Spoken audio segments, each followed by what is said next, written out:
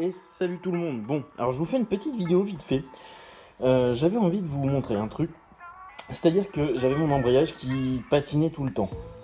Par exemple en 2, j'ai réaccéléré et le moteur montait dans les tours sans que moi j'avance. C'est-à-dire que mon embrayage patine, il est fatigué. Alors il y a deux possibilités. Donc la possibilité, la première qui est la plus fréquente, c'est-à-dire que les disques d'embrayage sont usés.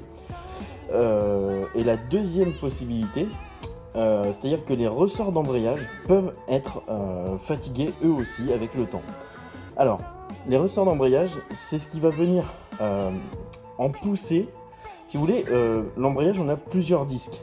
Quand les disques sont éloignés, en fait, ça va tourner dans le vide, si vous voulez. Et quand les disques vont se coller, quand ils vont se toucher, c'est là que le moteur va tourner. Et donc, plus il y aura de pression sur les disques, et plus donc le rendement sera meilleur, et plus l'embrayage fera son boulot. Donc, quand les disques, en fait, si vous voulez, il y a un tout petit jeu, à cause des ressorts qui ne poussent plus, bah, l'embrayage va patiner. Donc moi j'essaye cette première, enfin la deuxième solution, celle qui va me coûter le moins cher, c'est-à-dire que j'ai commandé des ressorts d'embrayage. Donc ces ressorts d'embrayage là, c'est des ressorts renforcés. Et ce qui va être bien, c'est que je vais pouvoir vous montrer à quoi ça correspond. Puisque je suis en train de faire la vidange, je vais démonter et remplacer. Voilà. Donc j'ai acheté ces petits ressorts renforcés et je vais vous montrer comment on monte ça sur une phaser. Enfin je vais essayer. Et comment fonctionne un embrayage en même temps pour ceux qui ne le savent pas. Mon bouchon de vidange. Alors, le bouchon de vidange, c'est celui qui va... Vous voyez, c'est le trou là-bas qui est ouvert. On voit pas très bien puisque la mise au point se fait... Voilà. Donc ça goûte par là-bas. Ça, c'est le bouchon de vidange sur une phaser. Alors bien sûr, j'en ai mis partout comme d'habitude. Hein. Quand on est tout seul, on s'en met partout. J'adore faire des vidanges, je kiffe ça, ouais. Franchement, vous débouchez le bouchon, vous avez de l'huile partout, c'est génial. Bon, bien sûr, on peut travailler avec des gants quand on est intelligent. Donc voilà, moi j'en ai encore mis partout. Franchement, je déteste faire une vidange ou alors travailler sur une chaîne. C'est dégueulasse au possible. Enfin voilà quoi. Et donc ensuite, on va venir démonter le petit carter d'embrayage qui va se trouver de l'autre côté. Voilà, ça va être lui. Donc on va venir démonter toute cette partie là, on va enlever toutes les vis. Je vais sortir le couvercle, enfin le couvercle qui s'appelle un carter.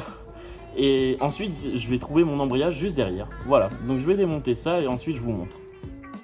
Et bim, il est démonté. Alors, petit conseil, quand vous enlevez votre carter d'embrayage, rangez les vis, enfin ou même n'importe quel carter, rangez les vis dans l'ordre que vous les avez démontées. C'est-à-dire que moi, j'ai commencé par celle-ci, qui correspond à celle-ci.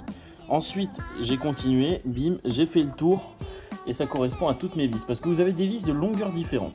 Donc il ne faut pas se tromper.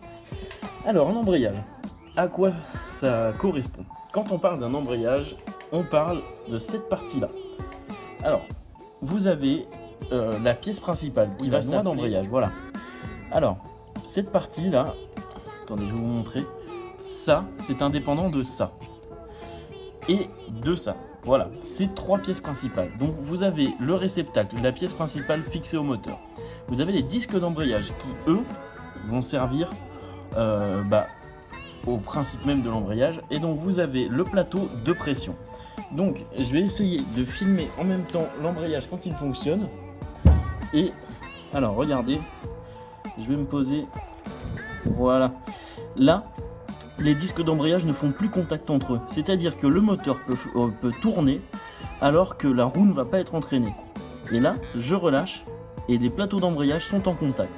Donc là le plateau de enfin les différentes pièces si vous voulez s'appuient les unes contre les autres, ce qui fait contact. Et c'est ce qui va faire tourner la roue arrière avec le moteur. Donc vous voyez, le plateau de pression s'écarte et revient. Et alors le plateau de pression, il fait pression contre les disques d'embrayage grâce à ces vis qui sont fixées sur la noix d'embrayage. Si vous voulez, il y a des petits picots qui dépassent de l'intérieur de la noix d'embrayage. Et donc... ces vis, il y a une rondelle derrière et il y a un ressort. Et donc ces ressorts vont venir faire pression sur le plateau de pression qui va venir pousser sur les disques, qui vont venir pousser sur la noix d'embrayage qui va tout entraîner, etc., etc. Voilà, et je suis en train de m'apercevoir que j'ai un boulon qui n'est pas d'origine. Alors je savais que l'embrayage sur ce moteur là, parce que vous savez très bien que c'est mon deuxième moteur, alors il m'a dit que l'embrayage avait été changé, donc il a max, maintenant il doit avoir max 15 000 bornes l'embrayage, donc voilà, c'est pas énorme, mais il y a une vis qui n'est pas d'origine, j'avais vraiment pas fait gaffe. Donc bon, on va démonter ces vis là, et ensuite je vais vous montrer les ressorts, le plateau de pression, les disques, etc. Alors je viens de finir de dévisser celui-là, donc regardez comment ça se compose. Hop, bim, on a une vis et une rondelle, enfin un boulon et une rondelle. On va avoir le ressort, et donc vous voyez cette partie là, dans laquelle le boulon vient se fixer, fait partie de cette partie là derrière. Donc là on voit que mes ressorts, bon ouais, je suis sceptique. On va aller chercher un ressort renforcé et on va voir la différence. Bon, clairement, il y a une petite différence. Hein. Regardez, ça c'est le ressort d'origine que je viens de démonter. Déjà, je peux le comprimer à la main. Et quand on le met à côté du ressort renforcé, regardez, celui-là est quand même plus long. Et lui, je peux le comprimer à la main, mais vachement moins quand même. Donc ouais, voilà. On va remplacer ça par ça. Et je vais démonter le plateau de pression. Comme ça, je vais vous montrer les disques d'embrayage. Bon, voilà. Alors, encore une fois, j'ai rangé toutes les vis et tous les ressorts par ordre. Et j'ai mis du papier par terre parce que je suis pas un crado quand même. Je veux pas remettre de la merde dans le moteur. Alors, on va venir sortir le plateau de pression. Hop. Oui. Comme ça. Avec ces deux vis là en haut. Voilà. Et donc ici, on a les disques d'embrayage. Voilà. Et donc, franchement, ouais, ils sont pas usés. Non, non, franchement, ils sont pas usés, quoi. Sérieux. Ah, dire que j'ai failli changer d'embrayage juste pour des conneries. Les ressorts, ça suffisait, quoi. Et donc, on a effectivement, donc on a disque, ça s'appelle un disque garni, parce qu'il va y avoir de la garniture dessus. Et ici, on a les disques lisses. Hop, je vais essayer de vous en sortir un. Ah ouais, mais non, mais il y a des entretoises. Ah, par contre, celle-là, elle est tordue un peu. Ah non, c'est tordu, c'est normal. Oui, et donc on a les disques lisses et les disques garnis. Et les disques garnis vont faire contact sur les disques lisses. Et on voit qu'ils sont un petit peu cramés à cause de petits wellings. Mais non, mais ça, c'est pas grave. Non, mais par contre, mes garnitures de disques garnis sont vraiment tip top. Donc je pense que rien que de remettre des disques... des ressorts renforcés, ça va faire le truc. Regardez la différence. Franchement, regardez la différence entre un ressort renforcé et les ressorts d'origine. Mécaniquement, il y a une différence, quoi. Et oui, juste un truc, c'est que moi, je suis habitué à travailler sur des moteurs de 50 ou de 125 à la limite. L'embrayage de la Husqvarna 125, je l'avais bien plusieurs fois démonté. Mais putain, mais l'embrayage sur une phaser, il est mastoc.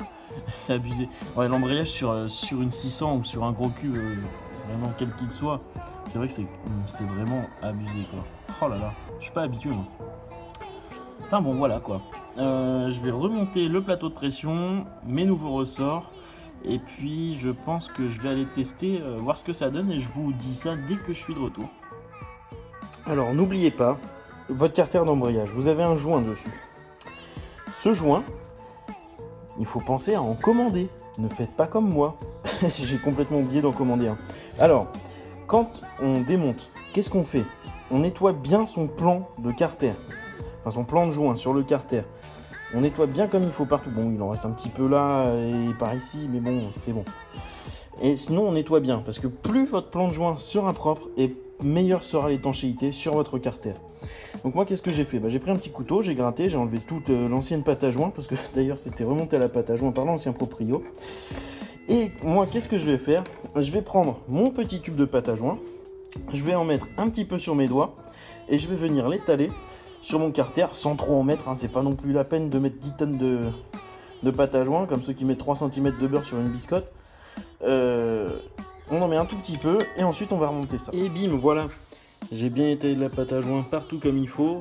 J'en ai pas mis 3 tonnes non plus, j'en ai juste mis comme il fallait. Je vais aller remonter ça, et puis voilà. Bon, alors comme je suis un blaireau, comme d'habitude, j'ai oublié de filmer la fin de mon vlog. Alors je vais vous faire ça en voix off. Et bien tout simplement, en fait, mes ressorts renforcés, il y a vraiment une grosse différence, comme vous pouvez le voir en photo de taille. Donc ça va vraiment plus appuyer sur l'embrayage. J'ai été l'essayer ce soir, c'est vraiment un pur régal. Quand je passe des vitesses, je me pose plus la question de tiens, est-ce que ça va patiner, ça patine, je relâche les gaz, je remets les gaz, enfin voilà quoi, je me prends plus la tête avec ça. Et franchement, cette connerie me faisait perdre 20% de la puissance de la moto, tout simplement parce que la puissance était mal transmise par l'embrayage. Et donc là maintenant, quand je mets le poignet dans le coin, c'est vraiment poignet dans le coin quoi, ça part vraiment d'un coup. Alors qu'avant, en fin de compte, je ne m'en apercevais pas, mais quand je mettais poignet dans le coin, il y avait un temps de réaction, c'est que le moteur patinait un petit peu. Et donc là maintenant, quand je mets le poignet dans le coin, ça arrive d'un coup quoi, c'est enfin acceptable. Donc voilà, finalité, et bien mettre des ressorts renforcés alors que mon embrayage patinait légèrement a réglé mon problème.